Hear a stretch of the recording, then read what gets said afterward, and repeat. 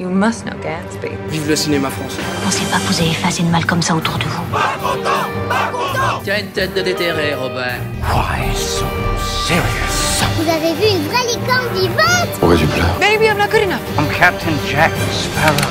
Vous voulez tout savoir de l'actualité du cinéma, les critiques, le calendrier des sorties, les infos exclusives et la possibilité de gagner plein de cadeaux? Vous êtes au bon endroit. Bienvenue dans Clapement 5, je m'appelle Aurélien Rapatel et je suis ravi de vous retrouver comme tous les lundis, mercredis et vendredis pour un nouvel épisode de votre podcast cinéma préféré. Et merci de la part de toute l'équipe, vous êtes toujours plus nombreux à nous écouter et on est très contents. D'ailleurs, si vous nous écoutez sur Apple Podcast, vous pouvez nous mettre 5 étoiles par exemple pour nous soutenir au mieux pour la suite du podcast. Nous sommes toujours en compagnie du comédien Nicolas Bernot. Comment vas-tu en ce petit vendredi, Nicolas? Bon, ça va. Petit vendredi sympa. Ouais, je me suis bien posé aujourd'hui. Bon bah tant mieux. Écoute, aujourd'hui il y a les amitiés ne tiennent plus puisque nous sommes en compagnie de clappeurs qui vont se battre, et toi aussi Nicolas, qui vont se battre pour faire gagner un film. Nous allons faire un fight club, mais d'abord je vais présenter les clappeurs. C'est Gladiateur du jour, notre première championne et comédienne, et se moque parce que c'est vrai que j'ai beaucoup de mal à faire ce début. C'est Paula Fraison. Bonjour. Ce second champion a plus d'un argument dans sa besace. Il est un passionné de cinéma d'animation, en plus d'être producteur artistique chez Canal+, c'est Florian Guillot. Je n'ai pas de besace, bonjour. Eh ben c'est Scrabble dommage. avec besace. Je place toujours un mot impromptu. Notre dernière championne et journaliste, autant vous dire que c'est Couval 100. C'est Lisa Andréazoli. Merci pour ce petit Petit punchline. Et ben on va commencer donc ce Fight Club. Le principe est très simple, on va opposer deux films. C'est un Fight Club aujourd'hui spécial Pixar. On va opposer Coco à Vice Versa. Donc Coco, c'est le dessin animé donc de Pixar réalisé par Lee Henrik et Adrian Molina, qui est sorti en 2017 au cinéma. Et Vice Versa, c'est le film donc toujours Pixar sorti en 2015 de Pete Docter. Il ne pourra en rester qu'un, et préparez-vous car ça va saigner. On va donner les avis, les pour et les contre de chaque film, mais seulement à la fin du Fight Club, on dévoilera quel chroniqueur et pour quel team. On va commencer avec notre spécialiste de l'animation, Florian Guillot. C'est gentil. C'est Lee Unkrich. Je me permets juste de... N'hésite pas. Et bam. Non, désolé. C'est parce que je mettrai ta voix à ce moment-là. Très bien. Réalisé par Lee Unkrich. C'est ça. Non mais donc effectivement c'est mon épisode préféré, je pense, le Fight Club sur deux films Pixar. Je suis comme un gamin, je suis trop content. Donc on parle d'abord de Vice Versa, de Coco. Oui, on va commencer par avec Vice Versa. Par Vice Versa, exactement. Vice Versa, il y a 3 chiffres que moi je retiens. Le premier, c'est que c'est le deuxième film d'animation qui a été présenté à Cannes après Là-haut en 2009. Ça a été un événement à l'époque, et le deuxième chiffre qui va avec celui-là, c'est qu'il y a eu... C'était hors compétition. C'était hors compétition, absolument. C'est qu'il y a eu 10 minutes de standing ovation à Cannes, ce qui est, après la projection, ce qui est assez rare. 10 minutes de standing ovation sans s'arrêter. C'est 4 ans de travail sur le projet par Pete Docter et ses équipes, et ce qui est drôle, on le sait, Pixar a une vraie qualité sur les scénarios, et Pete Docter, ce qui est drôle, c'est ce qui lui est arrivé, c'est que à la fin de la période qui lui avait été donnée pour écrire le scénario qu'il devait rendre, il n'est pas arrivé à trouver la fin de son film. À ce moment-là, il a réalisé la tristesse que ça allait être pour lui de devoir quitter Pixar, et c'est à ce moment-là où il a eu un déclic qui lui a permis de réaliser la fin de son film. C'est qu'il s'est dit que la joie et la tristesse, jouaient un rôle capital dans la vie, et que la joie et la tristesse devaient toujours être reliées pour réussir. Main dans la main. Exactement. Je n'en dis pas plus pour ceux qui n'ont pas vu le film, mais c'est assez drôle de se dire que c'est les événements de la vie et le travail quotidien qui ont permis d'écrire la fin du film, parce que chez Pixar c'est assez particulier. En tout cas quand John Lasseter était encore là-bas, la façon dont ça se passe, c'est qu'il y a des sessions de pitch qui sont organisées, et les réalisateurs, enfin en tout cas les scénaristes qui ont des projets à proposer, on organise des sessions de pitch, ils viennent proposer maximum 3 pitchs, et John Lasseter en prenait 0 ou 1. Et si jamais il en prenait un, le scénariste pouvait commencer à travailler, mais n'était pas assuré de réaliser son film, c'était que dans un second temps. Donc Pete Docter a passé 4 ans sur ce projet, et n'est arrivé vraiment qu'à la toute fin de sa période à trouver la fin du film qu'on connaît aujourd'hui. Et donc, quelles sont pour toi les qualités et défauts de Vice Les Versa? qualités et défauts, c'est que ça, Mais c'est un peu la même chose pour Coco, donc je vais déjà le dire pour Vice Versa, c'est que ça réussit le pari un peu fou de parler d'un sujet à la fois universel et à la fois intime. On arrive avec cette histoire, avec les émotions d'une petite fille qui est dans le Minnesota, c'est-à-dire qui n'a rien à voir avec moi par exemple, qui n'a rien à voir avec la population française, c'est difficile de s'identifier, et pourtant on s'identifie. Je joue pas au hockey non plus, et pourtant on arrive à s'identifier à cette petite fille et à ses émotions et à ce qu'elle ressent. C'est à la fois universel, à la fois intime, et moi ce que je me suis dit en voyant ce film quand il est sorti, c'est comment ça n'a pas été déjà fait, tellement c'est évident. Et d'ailleurs, aujourd'hui, est en préparation un film qui reprend un petit peu les codes de Vice Versa, qui est de nouveau sur les émotions qu'on peut ressentir, tellement ça a été un carton et tellement le film a été unanimement salué. Il s'appelle Sol, c'est ça ? Exactement. Et qui sortira en juin 2020. Absolument. Si je ne m'abuse. Ce principe a été renouvelé chez Pixar. C'est un film somptueux. Voilà ce que j'en pense. Est-ce qu'il y a des défauts ? Est-ce qu'il y a des défauts dans Vice Versa ? Ça lui fait mal, hein. On sent que on peut te laisser réfléchir si tu veux et demander à Nicolas Vice Versa pour toi. Qualité, défaut, qu'en as-tu pensé ? Vice Versa, énorme claque dans la tronche. J'étais en larmes. Moi, j'avais un a priori, je me suis dit, pareil. Alors, pour le coup, ça n'a pas été fait en animation, mais ça a été fait plein de fois dans des sketchs, dans des mises en situation narratives. D'un seul coup, on plonge dans la tête de quelqu'un et on voit ce qui se passe à l'intérieur de lui. Notamment, il y a même un sketch de Suricat, de Jules Fou, où il se rappelle plus du prénom d'Eleanor Coste quand il la croise.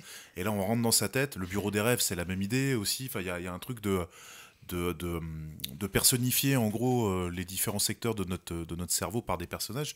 C'est un truc que je me suis dit ok. Et puis vraiment moi dans l'animation c'est comme dans le rap, j'ai besoin d'aimer le contenu des mots, et en animation j'ai besoin d'avoir un attachement au dessin. Et au départ j'avais un petit a priori sur le graphisme en fait de Vice Versa, sur les personnages en eux-mêmes. Je les trouvais pas mignons, enfin j'étais pas comme j'ai pu l'être avec Monstres et compagnie, ou même avec le petit vieux dans là-haut. Je disais ouais, je les trouve pas mignons, ils m'attirent pas du tout. Et vraiment je les regardais parce que tout le monde m'en parlait, et j'ai fini par le voir. Et on rentre comme ça dedans, effectivement. Au départ ils installent la chose d'une manière relativement classique et tout.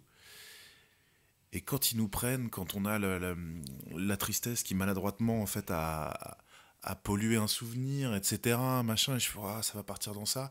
Et alors l'arrivée de l'ami imaginaire, moi c'était fini. je me rappelle, j'étais avec ma copine, je me mets à pleurer, et je me tourne vers, je dis mais il pleure des bonbons. Et donc du coup ouais, j'ai adoré. Je l'ai vu qu'une fois, mais il m'a marqué. J'ai encore des images dans la rétine. J'ai vraiment un truc. J'ai même, en fait, je repousse le moment de le revoir, pour le revoir, parce que j'ai peur de ne pas ressentir la même émotion que j'ai pu ressentir quand je l'ai vu la première fois. Mais énorme claque. Voilà, moi c'est un de mes préférés de Pixar, après Monstres et compagnie. Est-ce qu'il y a des défauts à Vice Versa ? Non, il n'y a pas de défaut. Quand en fait t'es en larmes les 3/4 d'un film, que t'as de l'empathie et tout, les défauts, ouais, je pourrais d'un seul coup faire arrêt sur image, dire alors attends là.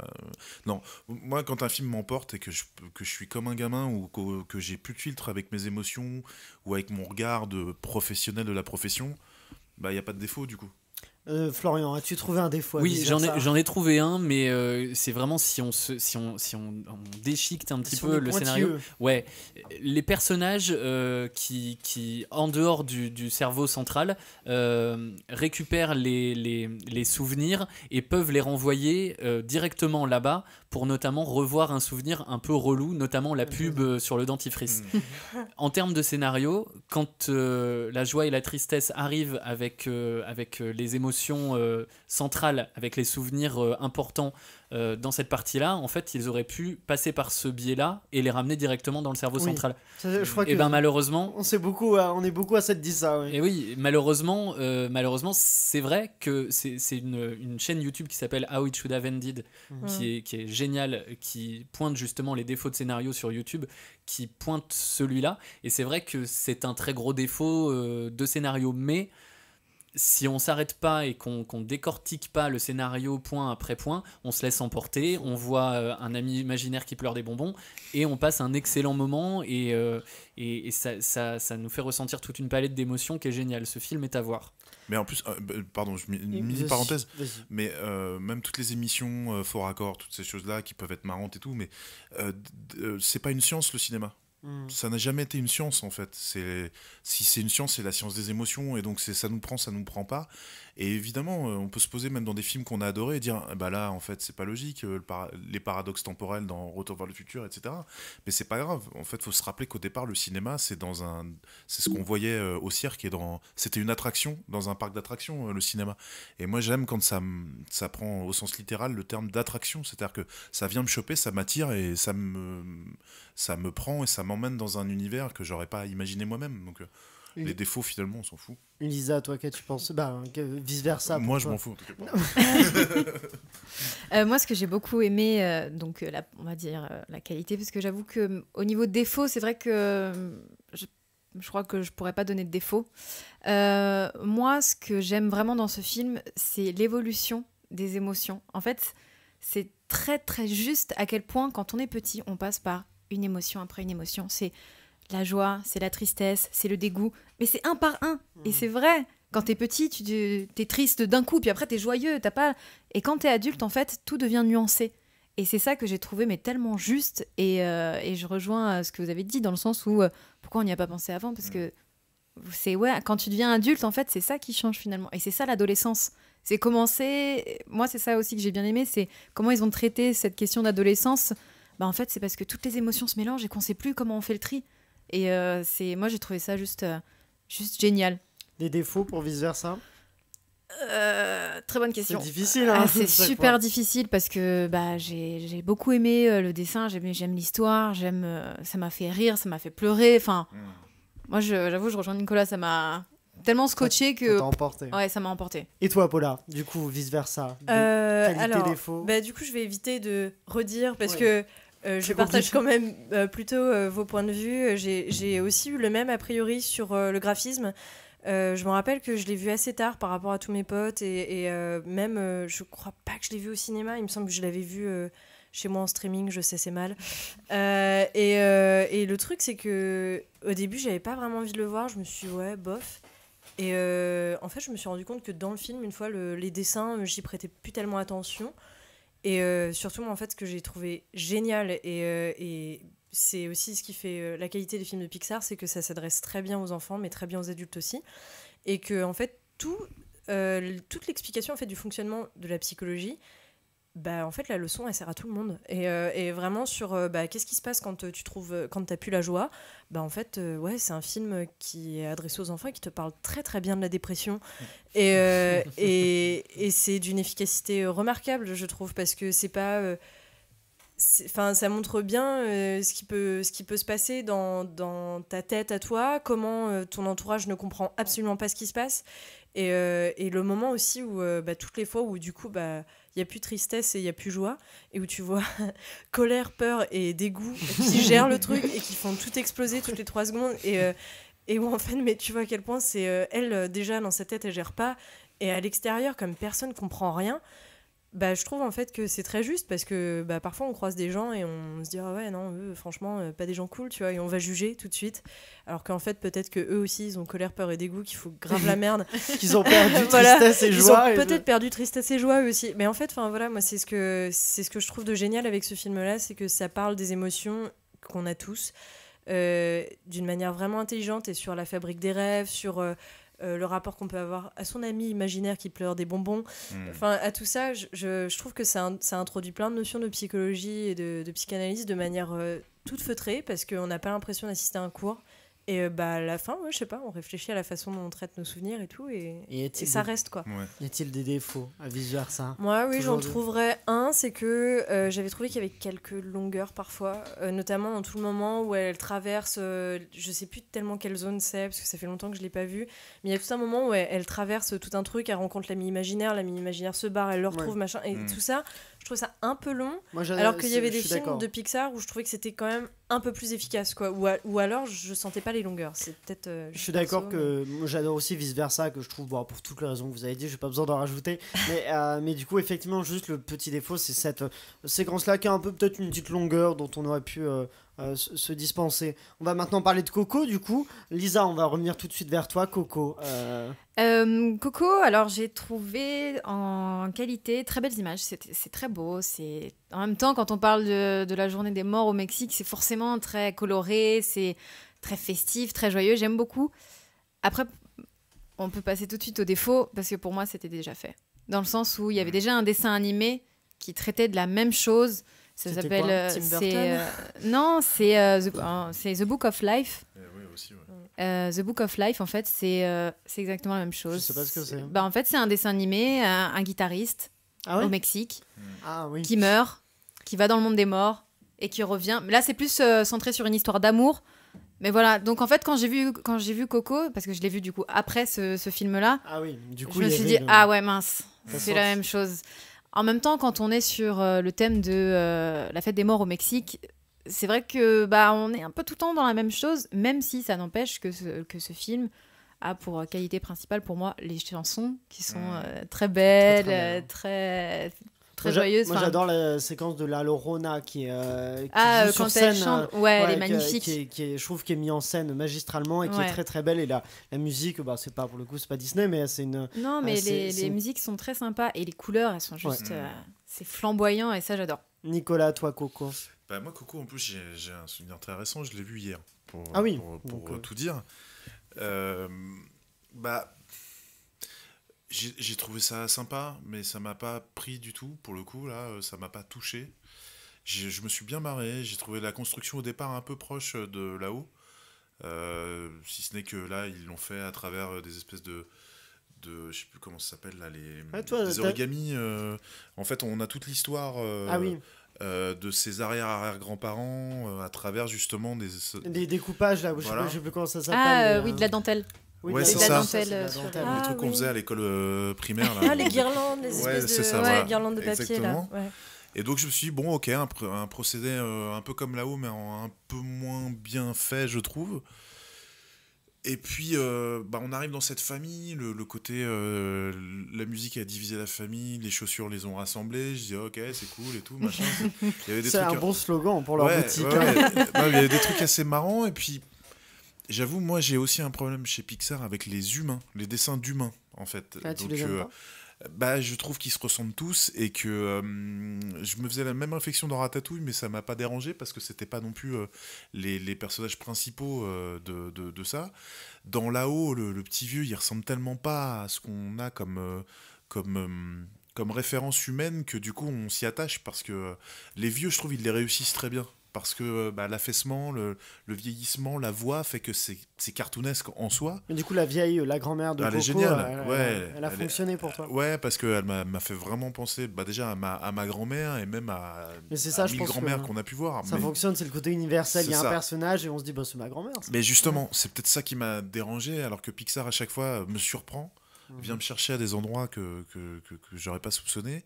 L'univers, effectivement, Fête des morts... mexicain, c'est hyper agréable parce qu'on rentre dans une culture qu'on croit connaître et qu'on connaît pas tant que ça, donc c'est toujours intéressant culturellement parlant, mais en termes d'aventure pure, j'ai été surpris par quasiment aucun événement et ça m'a dérangé parce que je me suis dit mince, parce que justement ce que j'aime chez Pixar c'est ça, c'est qu'ils se disent nous on fait pas avec des vrais gens, parce que du coup on a la liberté du cartoon et on va t'en mettre plein la tête, et là j'ai trouvé qu'ils étaient restés finalement comme aurait pu le faire un film avec de vrais acteurs et actrices, avec de bons effets spéciaux, mais il l'aurait traité peut-être quasiment de manière identique. Maintenant, je trouve qu'il y a des moments hyper marrants, hyper virtuoses. Le gamin, il est mignon, mais je me suis pas attaché à lui tant que ça. C'est-à-dire que je trouve que sa quête, elle est un peu gratuite. Miguel, tu n'as pas été emballé par Miguel. Non, mais il est mignon, mais Miguel, en fait, il est donc, il y a 3 générations entre lui et ce guitariste incroyable. Il a été formaté, conditionné à détester la musique. Alors ok, il y a la notion de l'enfance, on va vers l'interdit. Mais de là à carrément, enfin, je trouvais qu'il y avait un truc, un procédé un peu comme on pouvait le reprocher à Disney à un moment donné, de dire ah bah tout se passe super bien, dis donc c'est dingue. Il y a jamais le moment. Lui aussi, il aurait pu avoir ce moment de rejet et se rendre compte que la musique faisait partie de sa vie d'une manière plus sournoise. Et je trouvais qu'il y avait un truc un peu, peu au gros trait, quoi. Ce que j'ai bien aimé là-dedans, c'est que je trouve que la famille, en fait, son message, c'est de dire le plus important, c'est la famille, ce qui est un message qu'on a beaucoup vu chez Disney.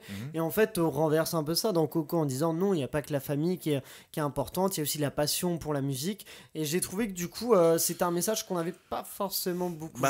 C'est la même chose en fait, c'est-à-dire qu'à la fin, on se rend compte que elle a toujours aimé la musique, mais pour la survie effectivement de sa famille, elle s'est dit qu'il fallait la détester. Mais ils disent faut pas suivre bêtement sa famille parce que la famille est comme ça, donc faut pas la suivre sans réfléchir. Surtout si elle se ment à elle-même, puisqu'il y a cette scène justement de Miguel de l'autre côté de la grille qui parle à son ancêtre, qui lui dit justement que et il dit bah ouais mais en fait la famille normalement ça soutient les choix et vous me soutenez pas. Donc c'est super, mais tout ça j'ai vu ça dans des millions de films.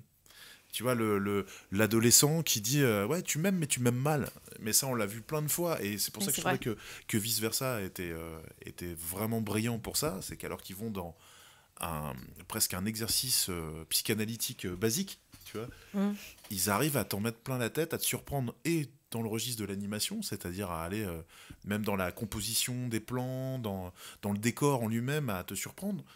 Là, ouais, j'avais tout l'univers, effectivement, mexicain, toute la mythologie des morts mexicaines et tout, mais j'ai passé un bon moment. Je peux pas dire que c'est pas bien, parce que c'est quand même un très bon film, mais vu que c'est un fight club, à un moment donné, c'est la survie. C'est la survie de l'espèce, donc vice versa, on force. Je vais d'ailleurs vous demander quel est votre avis. Je sais pas si vous voulez rajouter quelque chose rapidement sur Coco, Florian ou Paula. Mais si c'est rapidement, je vais être frustré. Donc, non, je sais pas. Je ne suis pas du tout d'accord avec Nicolas. C'est assez rare pour être souligné. Ouais, c'est cool. Je ne suis pas du tout d'accord. Je trouve que Coco est le meilleur film d'animation qui ait jamais été fait. Oh là là. Ah ouais, carrément. C'est mon avis. Ça se dévoile. Voilà. Ah ouais, alors ça va falloir que tu le défendes, ça. C'est le spécialiste de l'animation qui dit ça. Hein.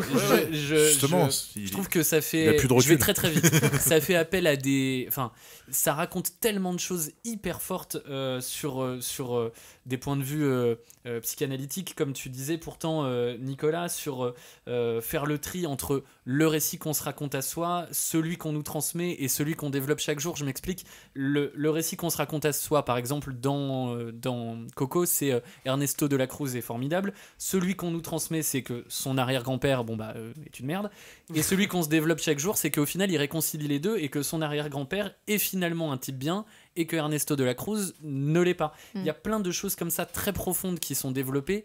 Lian Krish a passé beaucoup de temps à Mexico. Le scénario a énormément changé, notamment pour arriver sur un concept de la culture mexicaine qui nous est assez peu familier, sur le concept des 3 morts. La première mort, c'est quand ton cœur s'arrête de battre. Oui, la deuxième mort, c'est quand tu es incinéré ou enterré et que plus personne ne peut te voir.